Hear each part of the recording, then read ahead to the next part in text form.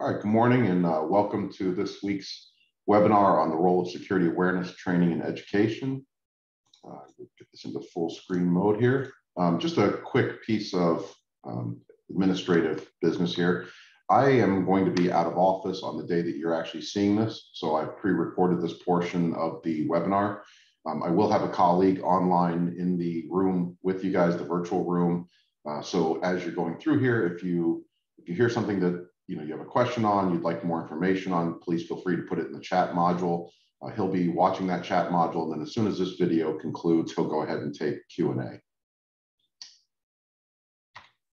So again, quick introduction on me in case this is the first time you've attended one of my sessions.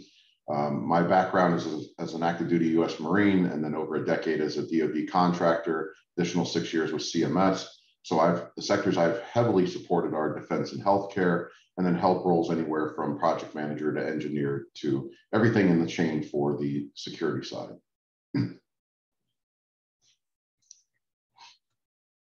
So today's agenda. So we're going to talk about security awareness versus best practices, security awareness training specifically, role-based security training, and then some industry-specific versus threat-specific type training, and then formal education, which really is more certification-based or degree-based.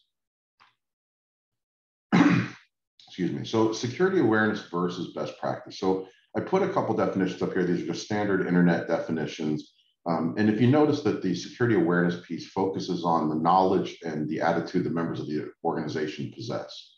And this can be from covering everything from physical security, personnel security, data security. It doesn't really matter what we're talking about from a security aspect, it's the knowledge that's tied to it.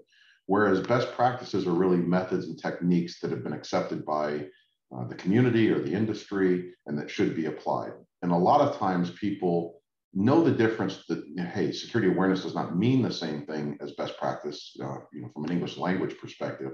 But a lot of times people will confuse the two and kind of overlap the two. And in this session, we want to actually separate these. We won't cover best practices, although things that you may learn through security awareness are best practices that should be implemented. But the key distinguishing point here is that you can implement a best practice. You can have, for example, a logon page before you get onto a corporate or a government workstation that advises you of the rules and your responsibilities that you have to click OK before you log on. That can be an industry best practice. Everybody should have something like that. But that's typically not considered security awareness. Now, we could argue semantics that anyone who reads it is aware of security. It is adding an additional layer of awareness, but the reality is it's doing nothing for improving your security posture and the knowledge that your personnel have from an awareness perspective. So, like I said, as you think about different things that you're doing, different things that you see, what are those things that are really considered security awareness, and what are those things that are best practices? And we'll get into more detail again on everything other than the best practice. So security awareness training is a pretty standard and typical thing in organizations these days. I call it SAT training, which is just the acronym for security awareness training. It's typically conducted when a user onboards an organization, and then every year after that. So someone onboards in August, they're going to take the training, and then the organization may say, hey, everybody has to recertify in January. They take it again, and they're good for that next year. A lot of organizations will typically wait until the end of the year to do it, because as people come and go, there's a possibility some folks won't have to take the training, i.e. if someone quits in August and your training is not until November, then that's one less employee that you have to worry about. Did they complete the training? Was it satisfactory, et cetera? One of the challenges with that, obviously, is if you wait till the end of the year, you have holidays and paid time off and things like that that come up, and kind of corralling and wrangling all these folks and getting it done on time can be a challenge. And depending on who you work for, what contract you might support, what government agency, et cetera, they may have rules that are specific to say it must be done every 365 days, in which case you can't arbitrarily pick November, unless it's the year that's their second or their third year and they've got it done every year. Because they could onboard in August and then they don't do it again until the following November, and they would have exceeded that 365-day rule. So just depending on where you are, pay attention to if you have any contractual obligations or framework certification type obligations that require you to show evidence that if your dates aren't aligned, you could be out of compliance. Beyond that, though, it really can be free or paid. In most cases, there's not a mandated, here's the one you must go take. However, the two I've included here are widely accepted across the federal government. A lot of organizations use it because it's very good training, and if the federal government and DoD uses it, why not for your own organization? I put the links here. Obviously, as a webinar, you can't click on it, but you can screen capture this and go take a look at the training. I do want to put a note there that DISA does change things on a somewhat frequent basis. So if this doesn't work, just go ahead and Google the name of the training or DISA cyber awareness, for example, and you'll find the link that works. It's up there every year. They don't take it down, but again, they move it from a folder structure perspective.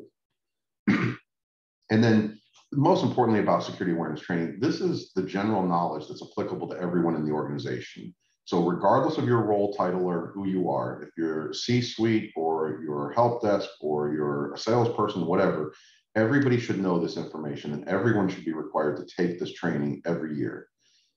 It's broad and general enough that it's going to cover a lot of topics. It could be phishing, ransomware, social engineering, et cetera, that many of these topics folks are going to know already. And they may feel like this is redundant and why do I have to take it? But then there's almost always going to be a little bit in there that they haven't seen before or is applicable because times change, threats change. Especially with these two training links that are provided here, they do a very good job of updating them and making them really fully immersive to the person that's attending the training. There's more than just watching videos. There's clicking on things, taking quizzes. So it really makes you think, and it really helps introduce you to topics that maybe you've never experienced or you haven't experienced in a long time, and you want to see what's changed in the industry. Role-based security training is a little bit different. This is typically listed as optional at most organizations. And the optional piece has a few reasons behind it. One, it takes more time, right? If you're going to implement 8 hours of role-based training, you have to afford the employee an opportunity to go take that training. You might need an LMS system. You may have to purchase some form of training. So it can be more difficult to come by. It does add an additional cost potentially, but it's still something that organizations should consider and maybe roll out as optional to begin with. And then as your security program matures, you consider making it mandatory. Now, there are exceptions to this. There are federal contract language requirements that say, if you're going to work on this federal program, you must do this, in which case you just simply don't have a choice. It's not optional, because one of the things that you're going to have to do each year is provide an attestation and evidence that you've completed the training, usually in the form of certificates and a ledger. So if you don't have the certificates, how will you provide that to your core and stay in compliance with your contract? This training, because it's role-based, is specific to the individual's role. So a systems administrator and a network administrator should be taking two different sets of training to classify and be compliant under role-based security training. If the individual's organization, their responsibilities change, so like their permissions, should the training. I put the permissions thing in there as kind of a wink because there's a couple steps that take place. Let's say I'm a project administrator, project manager, and I'm in that job family of a project manager, and then I move over into a job family like a systems admin. Well, my roles are completely different. So the first thing that should happen is whatever permissions that I had that I no longer need should be removed. I'm granted the new roles, but even consider ahead of time, again, if you have a role-based training program, that before you allow that move, the individual should take the role-based training for their next position.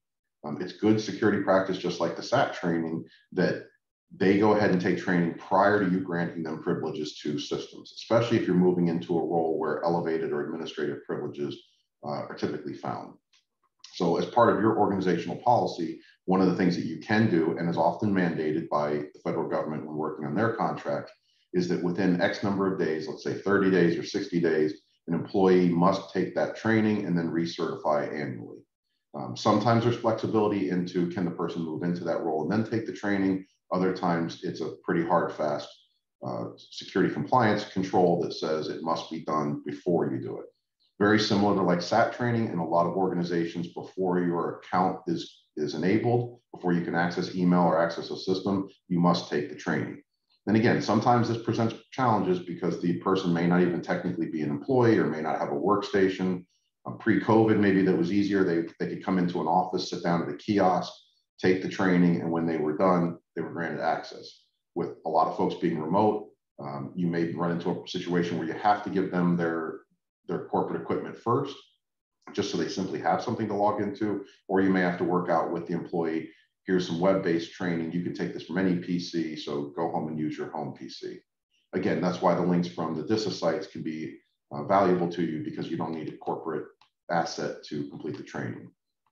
And then this should be looked at as in addition to and not in lieu of annual SAT requirements or training. SAT is kind of your base that must be there, and RBST is the next layer up. And again, as I mentioned earlier, it's typically conducted via a learning management system or LMS. The LMS offers you a large variety of training courses.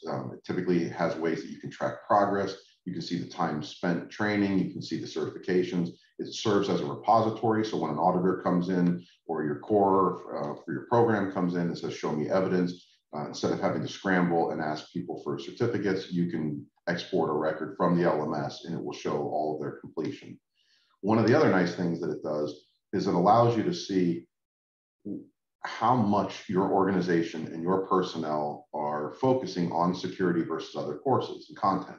You can track a user's actual usage across the entire year.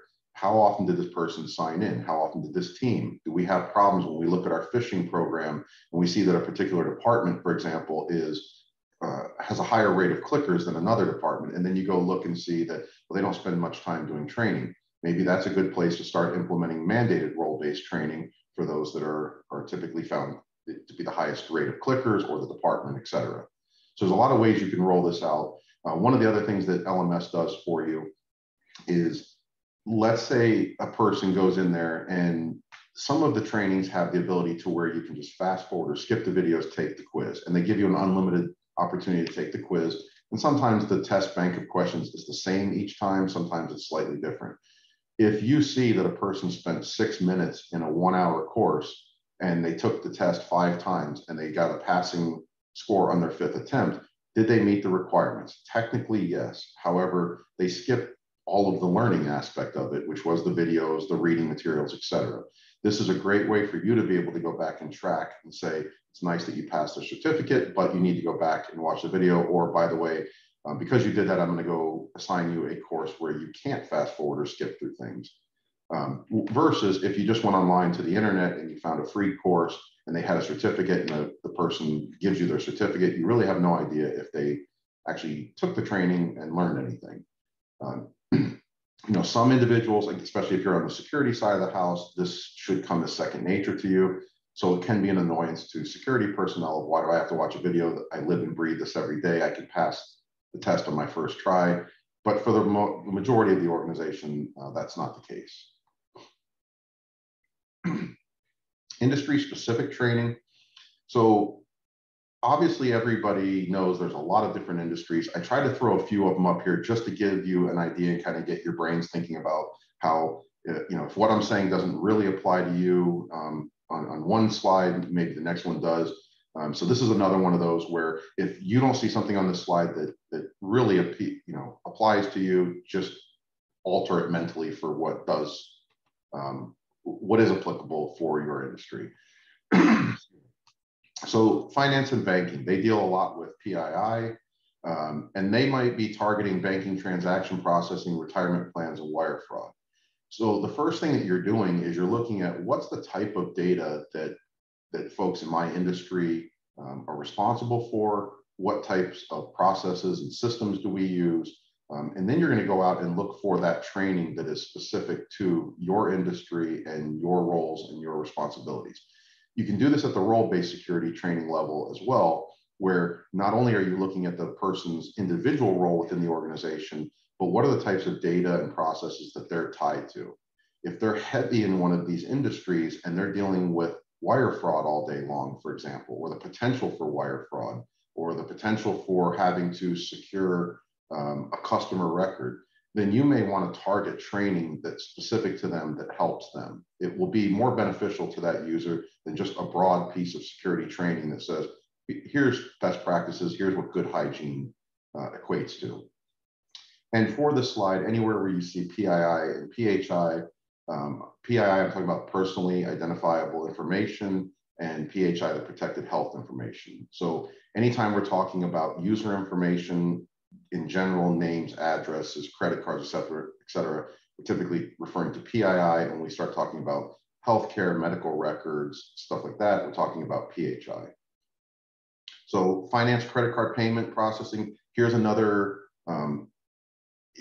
industry, if you will, under the finance vertical. I wanted to put two out there under a particular vertical because what a credit card payment processing type role does is different than the banking role. They're both finance, but you can clearly see based on how you target training that the training may not be the same. You might get lucky and find some training that is adequate for both. And if you do, fantastic. But if you're really taking a look at the industry specific training, you're going to want to target what your employees use and need on a regular basis. You get to defense and you may have anything from personnel records to medical records to logistics, supply chain, et cetera, a very wide gamut of topics. So once again, it could be difficult to find training that covers all of it, but it could also be very easy to find training because you have so many different topics to pick from. You may target supply chain this year, medical records next year, et cetera. So it could be a double-edged sword there. Healthcare, same thing. You're talking about patient records, prescription information, potentially mental health information. So there's a lot of training out there on how to protect those kinds of records. And it even goes a step further, just because of my background in healthcare, knowing there's things that are not only targeted at how do you protect patient data, but how about when you're talking to folks on the phone? How about if someone's leaving a voicemail? How about if there's a written document, like a medical record in a hospital that's lying around? What if you're faxing something? There's all these different aspects that you can think about and incorporate into your industry-specific training. And then energy I threw in there because I think that one's often left out, but you have a lot of customer records, payment information, intellectual property. And specifically, I want to put energy on here for intellectual property.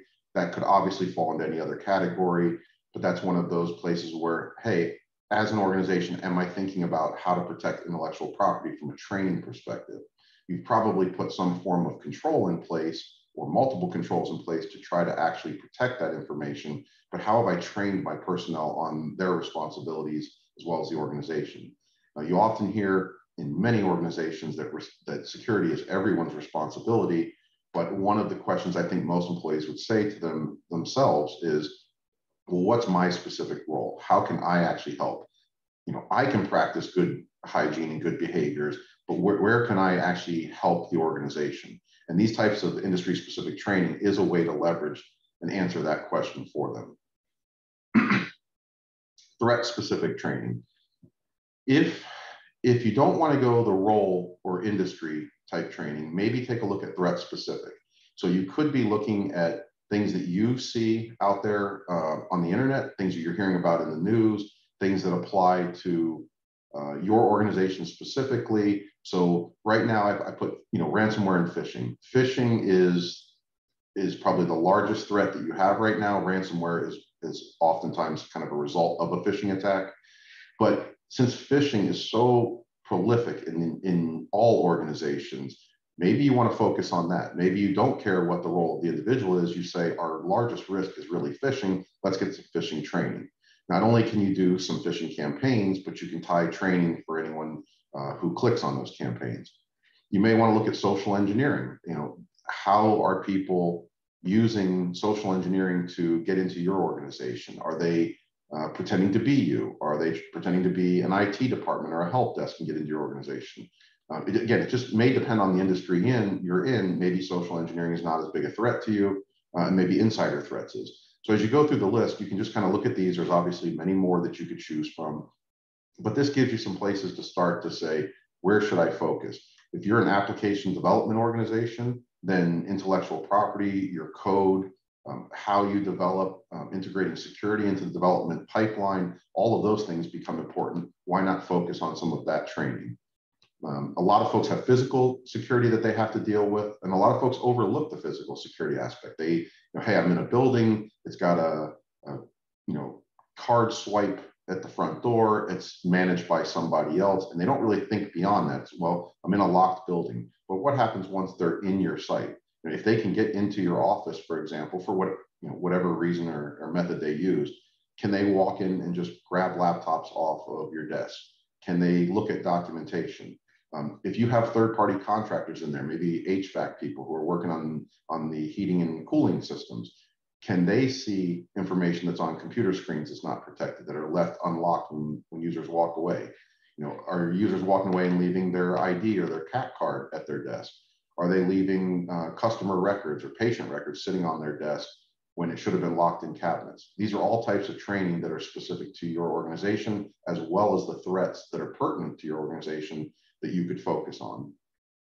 And one typo on here, next to Internet of Things, that 0 is supposed to be the closed parentheses. So I apologize for missing that, but it's not a misspelling there. That's the acronym for Internet of Things. And Internet of Things and Bring Your Own Device are becoming two of the kind of more popular things and that we're seeing in organizations, especially as people work from home, being able to use a tablet or a personal laptop or whatever to do work. Those are now becoming attack vectors, and they're things that you need to focus on. Maybe getting some threat-specific training for that would help your organization. And formal education. So last slide here, certifications-based and degree-based. That's typically the focus, but I want to throw a few other little options in there for you in case you have not looked into these things yet. The first one is seminars and webinars. Obviously, you can take online webinars from a training perspective. You can pay for these types of things. You can also just watch one like you are right now. Some of the more formal ones have a certificate of completion that you get so that you can show, if you have a role-based program in place and you have to do 8 hours, you can show a certificate that says, this person spent 1 hour on this date, and that will help satisfy it. You can go to seminars and conferences. A lot of the big conferences, especially the ones that you have to pay for, when you go in as a registered attendee, you will swipe a badge, or they'll scan a badge or a QR code or something, and that will show what you have access to. And then upon completion of that seminar or that conference, you will normally be emailed or have access to a site where it says, so-and-so completed 20 hours of whatever training. And that can be applied to your certifications, to your role-based security training, et cetera. You can always go to a college or university for training. Typically, there'll be two main tracks that are offered, either a full-fledged degree program, like I want to get a Bachelor of Science in Computer Studies, or you can have a program certificate. So within that university and that college, they'll have a certificate that maybe is a year-based or 6 months based, whatever the case may be. You'll take some targeted training and some targeted classes. You'll receive a certificate. The credits may apply towards the degree program, but you're not going to walk out with a degree. Really, this is more about what fits your needs the best, especially if you maybe are transitioning roles, and let's say that you came from a finance or a legal background, and now security and privacy is a hat that you're wearing. Maybe going and taking a certificate program is better for you because it kind of fills the gaps and gets you up to speed more quickly. And then online vendor training, a lot of self-study libraries, a lot of pay for a particular course, watch it whenever you want. Some of them you get a whole library, you pay one fee, and there could be dozens or hundreds of programs in there. Those are great because your employees obviously can study at their own pace. And then vendor certifications, these kind of fall into two areas as well, the certificate of completion as well as a paid renewable cert. So the completion one is simply, like I said, hey, I went to their website, they were offering a webinar, I get a certificate of completion. The other one is I have to actually go pay to take a certification exam. I'm then certified, and I have the badges and things that I can display in my email signature or on a business card. But I typically have to pay for the test, pay to be certified with them. There's usually an annual fee. And then there are continuing education credits in most cases that are needed to maintain that certification. So that RBST program will actually help any individual that has the paid renewable certification, because they can use those hours spent in the RBST as evidence that they're doing continuing education. So a lot of different options here. I just wanted to throw them out there to give you something to think about. Obviously, they all come with different costs and levels of effort to implement. But I wanted you to know there's more than just one or two things that you can select from to help build awareness, training, and education. And on that note, as I said, because I'm not doing this live, I will end here, and then my colleague will be here to answer any questions that you have. So thank you again for your attendance.